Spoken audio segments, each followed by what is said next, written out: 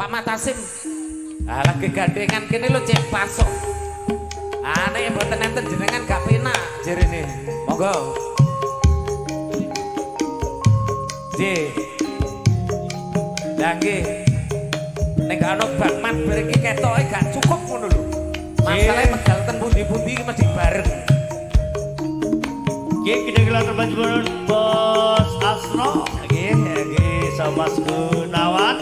Gaman bongso di petaka trompet ingkang kagungan rumah kos Bos Mat utai Cak Sim mungkin Bos Matasim yang wonten bongso rumah kos sampun ready siap diuni mbok menawi kersake rumah kos Cak Sim nah kagungan juga Bos Asno nggih kagungan tapi wis puru penuh saged pindah wonten Cak Sim Bos Matasim begini Cak Sim Bos RJS Bongso Wetan Mundu Gedung Adem Mas Omek Malaysia berangkat